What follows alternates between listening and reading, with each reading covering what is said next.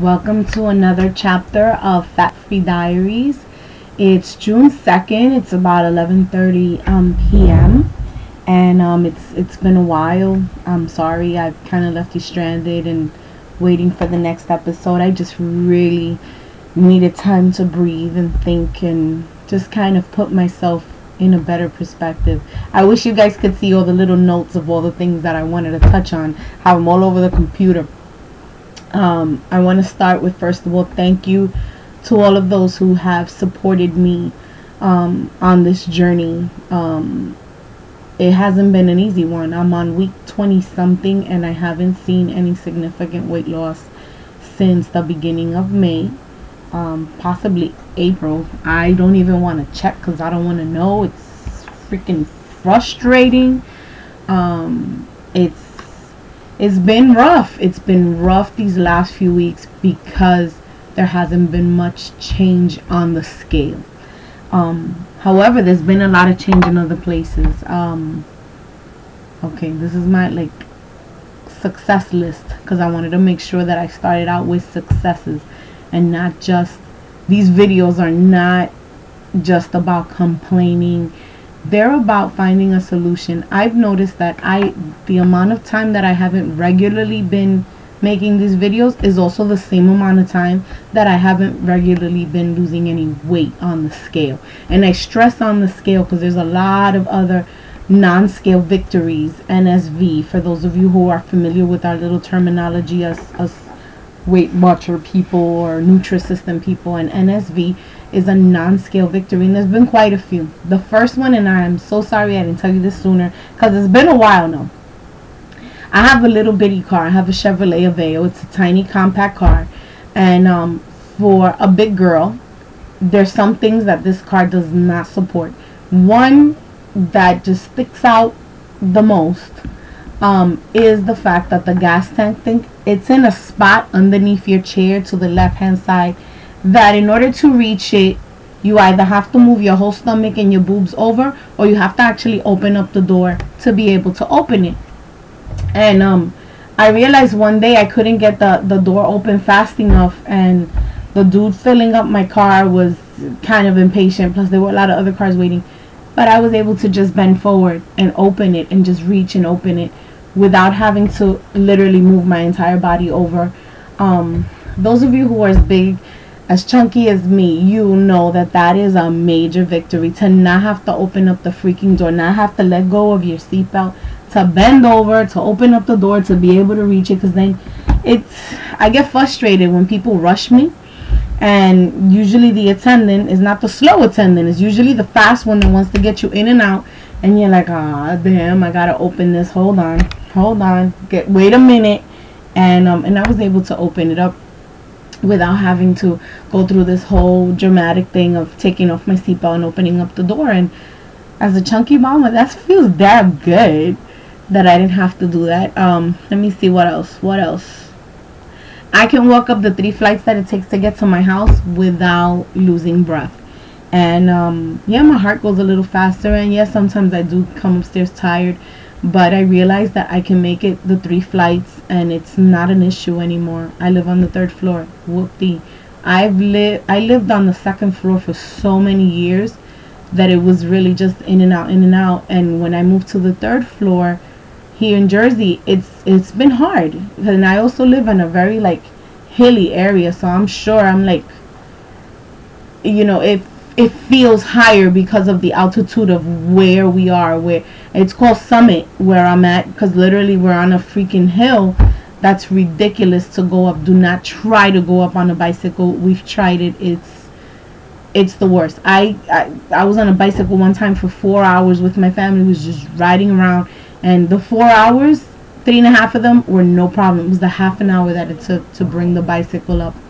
Anyway, what else? My energy has gone up. I have a lot more energy. I'm able to be up and be lighter about my day. It's no longer a sluggish wake up. It's like, okay, I gotta get up. I'm up, I'm doing my thing. My mind seems to be more focused. In general, I just feel really good. And of course, my clothes are starting to fit better. I have less lap belly. Oh, y'all don't know what lap belly is. Lap belly is when you're so chunky in the middle that when you sit down, your belly's sitting on your freaking lap. Well, there's less of that going on. There's a graduation picture that a friend of mine took. I'm not feeling the fact that she didn't crop my lap belly out, but it's okay because it's a reminder of how far I need to get. I know that now when I wear clothes that used to have the is she pregnant, is she not pregnant hump, the clothes that people who haven't seen you in a while, they come up to you and they're like, oh, congratulations on what? Oh, those clothes now fit the way they should. I try not to wear things that are too baggy or too tight, because in either direction it's no good. First of all, I might be a big girl, but I'm pretty shapely in most of the right areas. The bellies, I've had issues with it. I've had issues with it because of surgeries. I've had 2 surgeries where they had to go in through my belly button, and that's a whole nother chapter in this diary. But I have a hernia there now, so no matter how much weight I lose, there's days that it seems to stick out more than others, so it's a little hard to work on that zone. I am feeling better overall. Lap belly is getting in check. I can see my toes without sucking it in. Very good thing. I can bend down. I can just bend down. I don't have to open the door and make a whole production to open up the gas tank. And there are other things that are just not coming to me right now. So that takes care of this post-it. The good stuff. Now the challenges. I graduated, guys. I graduated. It's crazy because so many people have been giving me compliments, and it's now when I'm speaking to the camera and just being intimate and just being by myself with this. It feels good. It feels good to accomplish something that seemed impossible. I remember telling my mom that I didn't want to go to college because it was too much. She gave me an option. I could stay home and do domestic work and help out around the house and basically be a traditional Puerto Rican housewife in training. Old school kind, you know. I tried it at first. That lasted about 3 months. Then I got a job. Because the other option was get a job and you have to contribute. And I got a job and I contributed and I hated it because retail is not for everyone. People, if you find yourself in the middle of wanting to slap somebody with shoes they just bought, or dealing with the most nonsensical situations. I mean, I remember working at Modell's on Fordham Road in the Bronx, and I can't even count in 1 week how many people were trying to steal things. Then I got transferred to the one in the South Bronx on 3rd Avenue. It used to be a movie theater, and so there's a lot of ins and out, back ways to get up and down the store. And I remember one day I'm walking in trying to take my cashier box downstairs to the vault, and sure enough they had somebody handcuffed there. And because it was the South Bronx and it was, you know, the early 90s, people really didn't care, so they would wait. They were already handcuffed. They would wait, and they were there for a while, and it was scary. It was scary as can be to be, you know, 18 and working in retail. It's not for everybody, guys. But anyway, I'm avoiding the topic because it's not an easy one. It's a time of celebration. I have gone to school after high school. I went to school for secretarial work, and then I moved on and I worked for a little while, and then I went back for my bachelor's, went back for a master's, when I got a master's in education, and now I got a master's in theater, you know, in fine arts and dramatic arts as a director. There's not that many Latina directors in the world. There's not that many people of color graduating from college. Even though, see, that to me is surprising because I went to a high school where I would say most of my classmates have graduated and gone on to really great things. I know a lot of lawyers, a lot of doctors, surgeons, There's one of my friends from high school. She was hit by a car her first year. And sorry guys, I was waiting for that, but that's gonna have to wait because I'm talking to you now. She got hit by a car freshman year, and I didn't even know her that well at the time. But I remember thinking how brave she was when she came back to school, and she had surgery. She had no hair. She had to wear a cap for a couple of weeks, maybe even months. I don't remember clearly. It was 20 some odd years ago. And now she's a surgeon. That's just incredible to me, because it was just such a, full circle kind of thing for her life. And I look at many of my classmates, and they moved on to a lot of things. So for me to get a second master's, it felt like I was just catching up. It felt like finally I got to do it. I had to be going about it the long way, but I finally got to do it. And then I started looking at statistics online. I started just looking at my classmates, and there weren't, out of the less than 30 of us, there weren't that many of us who were Hispanic. And I don't like that word. Latino's better. Nobody's panic. But in any case, 37% of people who have more than one graduate degree, whether it's a professional degree or some kind of post-masters, in my case 2 masters, 37% are women. Only 37%. And out of that 37%, only about 6% are Latinos. And so I find it just something that I have to kind of just, I'm finding it hard to digest that I finished. I did it. I grabbed the bull by the horns, and I tugged the bull around, because I realized you have to give yourself permission to succeed. Permission to succeed.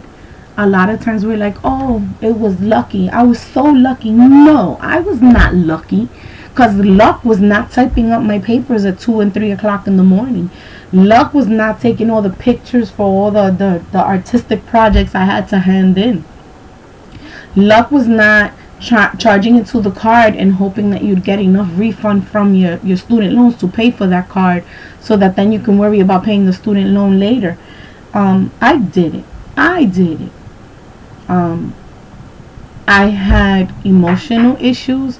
I had reactions to medications that made me not myself. Some of you that dealt with the erg in me have no idea that some of that wasn't me. It was based on some of the medication that I had to take because of the health issues that I was faced with, and I won't share those with you. All you need to know is that anything that came out of that time, I tried to bridge every problem that came during that time. But in any case, it's a moment that I'm taking now to breathe, to allow myself to plan what the next step is, and it's okay for me to take a bow. I am taking my bow. I am gracefully taking it. I am doing all that crazy stuff that people are like, oh brother, that's me right now. And you know why? Because I earned it. I earned it, and I'm proud of myself. And now I'm going to give myself permission to succeed with what I have armed myself with. Yesterday somebody told me that I couldn't do something. I wish they wouldn't have said that, because now I'm going to find a way to do it. I'm not ready to talk on that now, but when I am, I will share. I'll get back to that one. I'm just looking at my notes here. I heard an actor today, Luis Antonio Ramos, say something really incredible about the craft of acting and being in the industry that I've chosen to be in. And he said, the actor brings life to the work.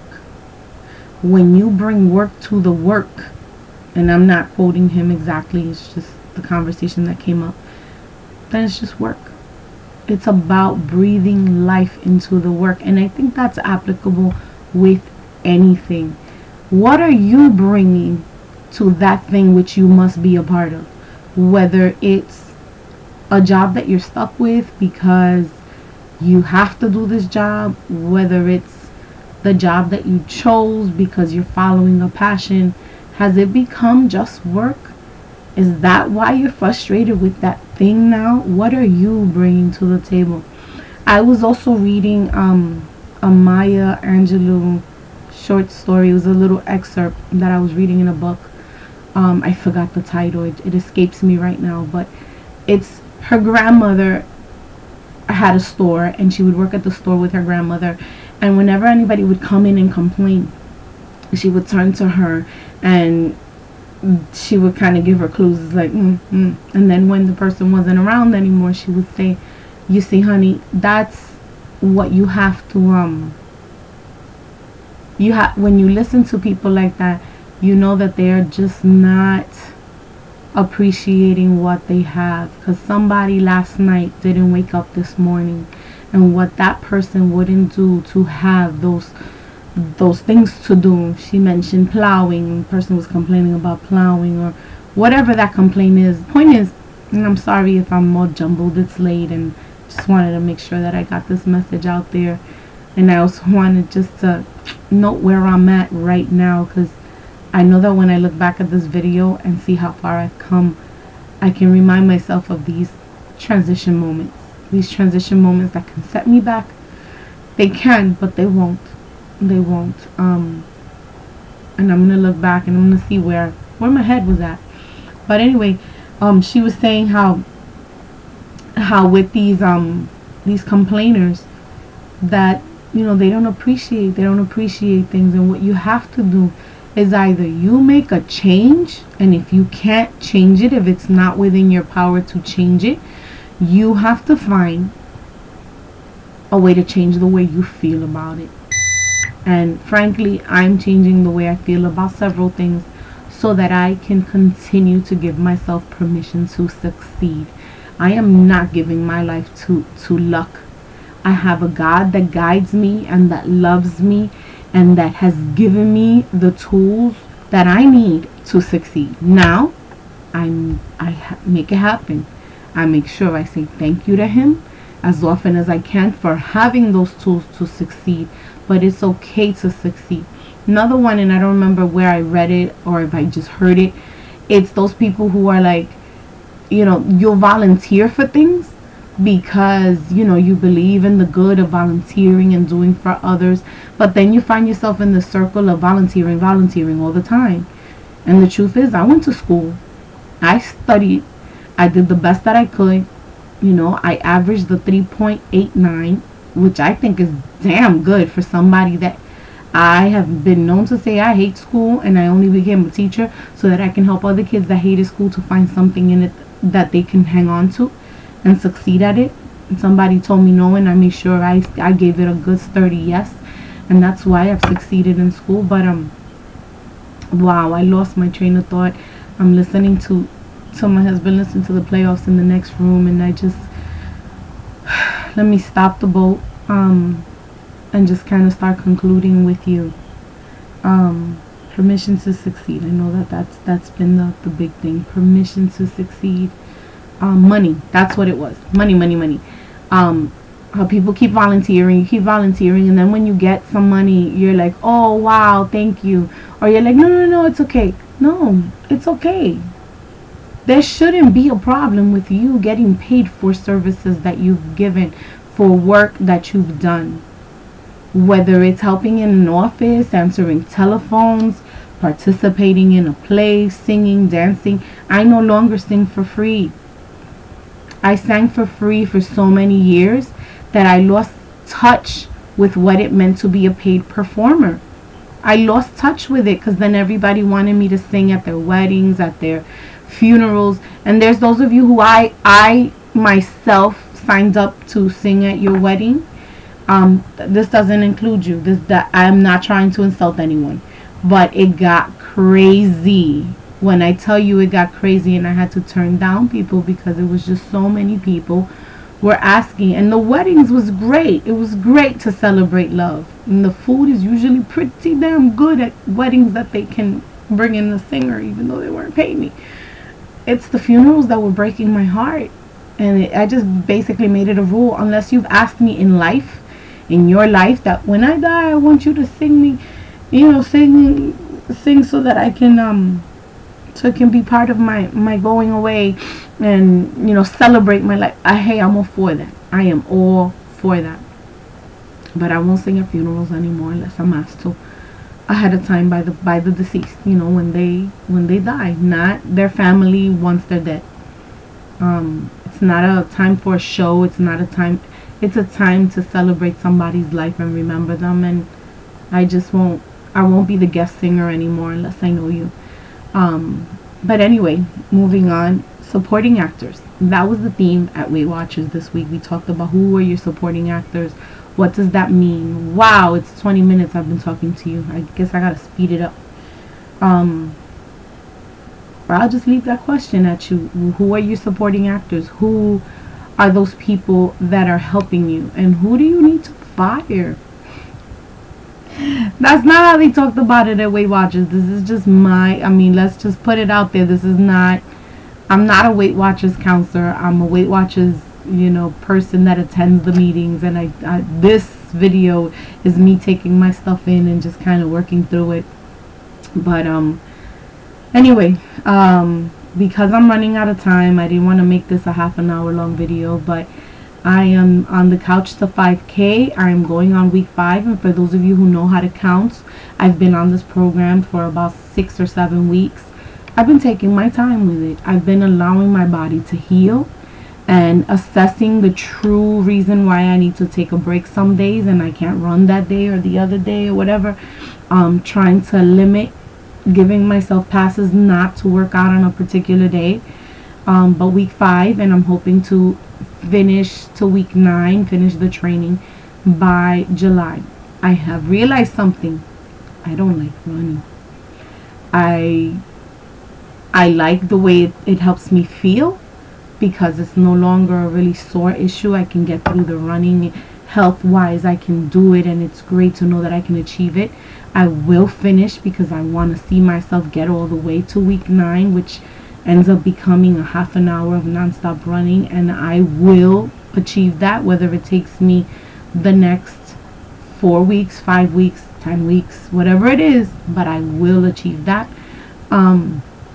But in any which case, I don't really like running, so I'm taking up Zumba next week.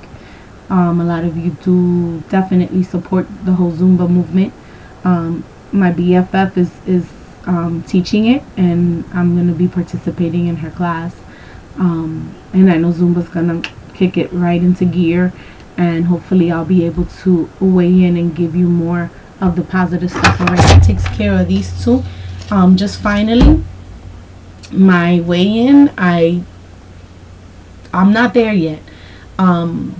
What's next is that I plan to finish this 5K program running, making it to the 9th week of the program, and hopefully maintaining some of the running. I just don't really care to do it all the time. It's not my favorite exercise. There's other exercises I like more. But anyway, my other thing is that I aim to reaching Wonderland, getting back into the 100s and closer to my high school weight. My high school weight was 198 when I graduated, so I will be hitting that at some point this summer.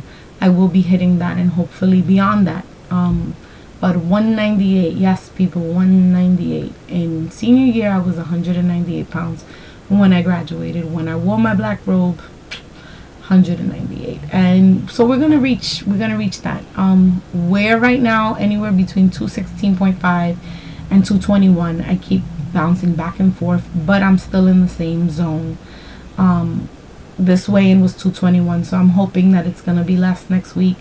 I know I am retaining water. People, when you wake up and your fingers are swollen, it's water retention, so I've been cutting back on salt in just about everything. But anyway, I don't want to get into another topic because you know me, I can talk for days. Alright, so I talked about that, and I asked you who your supporting actors are. Who are those people that are supporting what you're trying to do, what you're trying to change? Who are not saying, oh, I don't know why you're doing that, oh, you can't reach that, or or hurting you in some way, that's because they can't seem to accept your success. There are people like that, and you know, there's a sad story that I have behind that, but I'm not gonna give it more energy than it needs to have. But unfortunately, this journey, the hardest part of this whole 3-year journey with this last leg of going to school, was the fact that some people in my life that should have been cheering me on weren't. And you know who you are. You know, there's one in particular, but actually there's one that's related to me by blood, another one that was related to me by just, you know, life, and that one's gone and out of my life, and it's a good thing. But the one that's related to me by blood, that one's still a little sore, and I'll get through it too. But who are your supporting actors? If you don't have one, I will be more than happy to be your supporting actor. Because you, by watching this video and making it to the end of it, you've been supporting me, and it's not an easy journey, but it's a journey I decided to take, because I can't sit on my fat ass and expect it to just happen, expect the universe to just make it happen. This journey is about getting to know and love myself more. It's about appreciating others in my life more. You're a part of that. Whether I know you watched the video or I don't, I wish you would chime in, comment, let me know. Because by you letting me know, it helps me to know that yes, you are watching. Because I can't tell if you're watching if you don't tell me. I just see hits. And I know that the comments and the number hits lots more than the comments. But you matter to me. You matter to me. You are helping me make a difference. You're helping me make a change. And words can't say enough gratitude. Words can't tell you enough. I promise my next video I will be more animated. I will try to keep it to a more reasonable time. And get back to me. Ask me questions. Challenge me and piss me off. I'll bring it up in the next video. I will be going back. I got some stupid scan thing on my computer. Now I gotta stop the video no matter what. Anyway, I will talk to you later. Ciao. Fat Free Diaries. It's now 6:03, 12 a.m. Talk to you later.